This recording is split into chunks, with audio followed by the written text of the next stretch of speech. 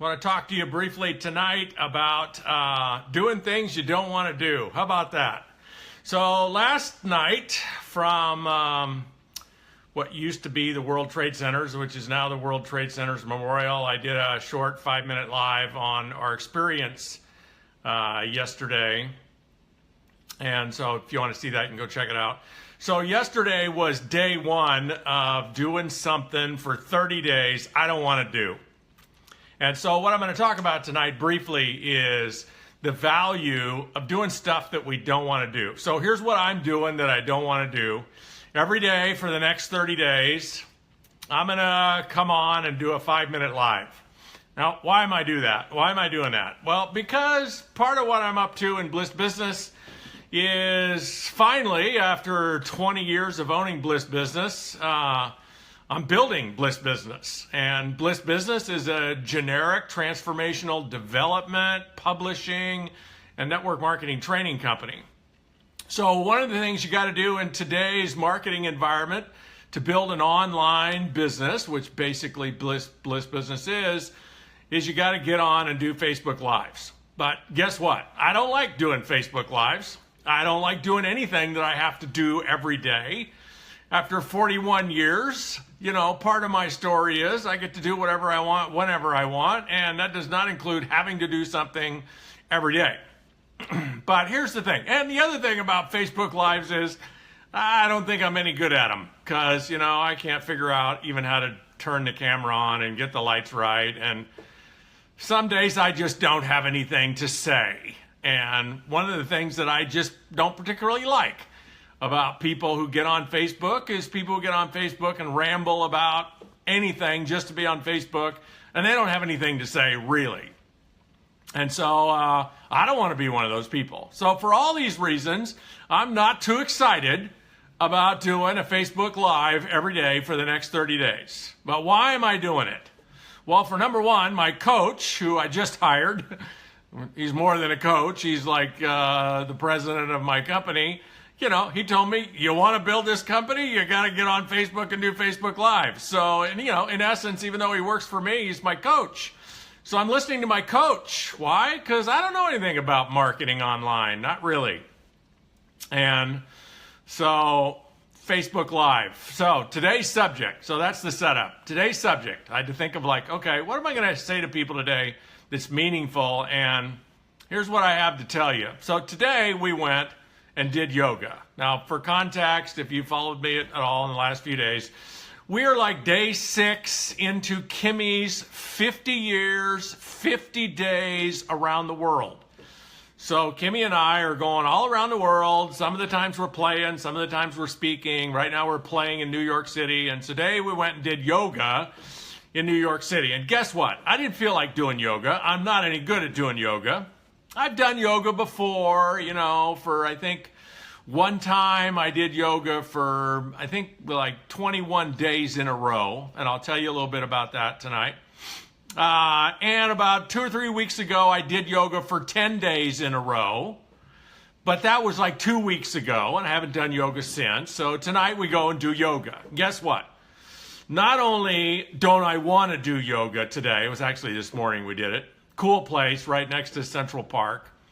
Packed with people. I don't know where all the people came from for yoga at Central Park. But so anyway, I don't want to do yoga this morning.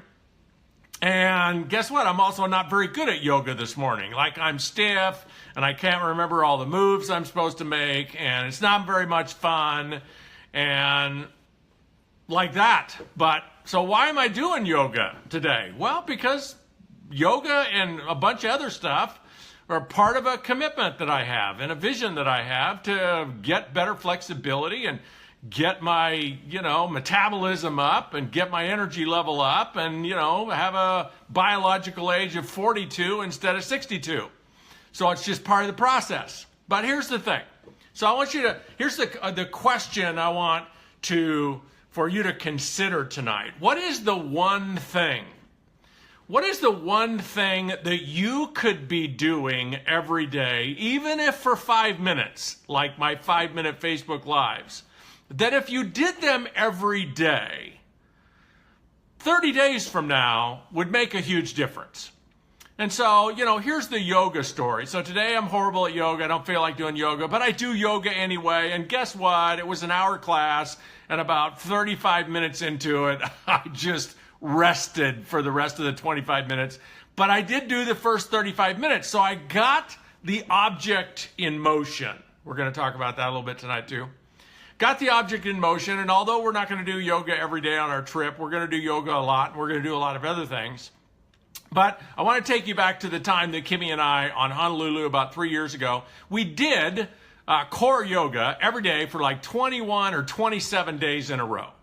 And here's the magic of doing something that you're not any good at, and because you're not any good at it, you don't really want to do it, but because you're strategic and you've thought about what you're up to in life, if you could get that one thing habitual, if you could get that one thing so that you were actually good at it, if you could get that one thing so you did it every day without wrestling with yourself around it, then the bigger picture would all fall into place.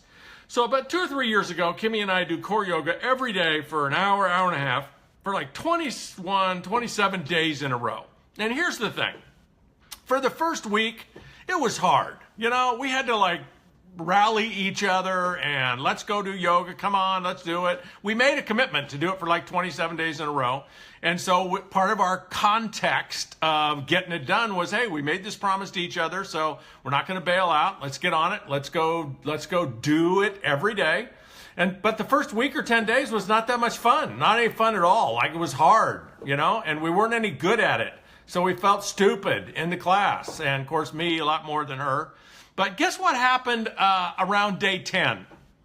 I don't remember the exact day, but somewhere around day 10, day 11, we kind of did just this little flip where the conversation between the two of us was, okay, are we going to yoga? Of course we're going to yoga today. In fact, we're looking forward to yoga today. And that's like the magic flip that you're looking for, is when you do something enough that you both get good at it and you get in a groove around it, you get some momentum around it so that you actually look forward to doing it. Newton's law is a big part of what I'm talking about tonight for all of you.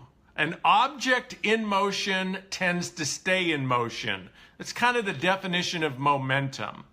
So the hardest day is the first day. The hardest time is the first time.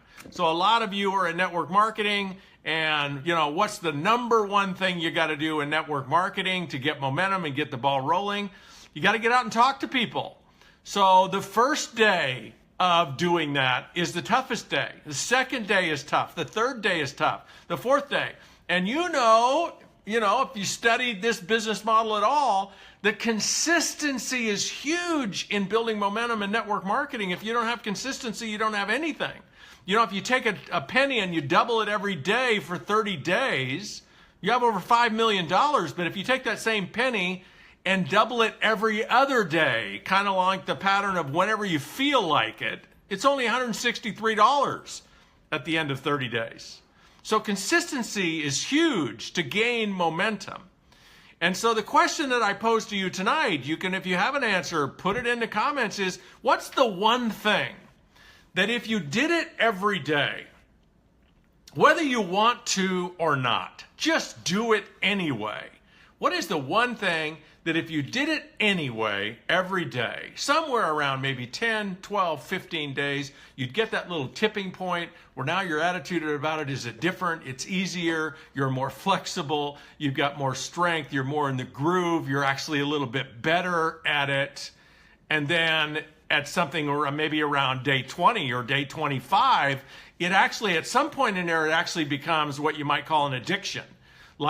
It actually becomes the most important thing that you do, and you want to do it first thing in the morning because you're in the habit of doing it. And look at all the habits that we have now. I have a habit of first thing in the morning, contrary to all the great guidance in the world, the first thing I do in the morning is have a cup of coffee and read my email.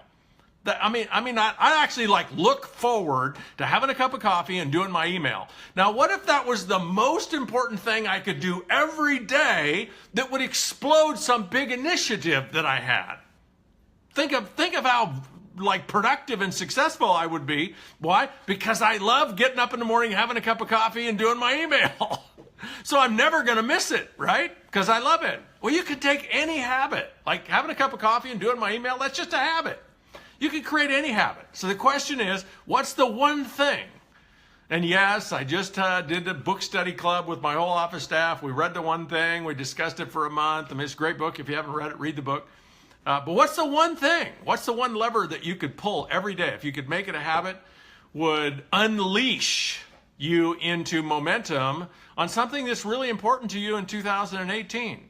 What is that one thing? And my challenge to you is do it anyway, and do it every day. Do it every day until you want to do it every day, and do it every day until you get good at it. And if that's inviting people to take a look at your business, do that. If it's doing a Facebook Live for 5 minutes every day, even though you don't want to, do that. And so there you have it. We'll see you tomorrow. You can hold me to it. Over and out.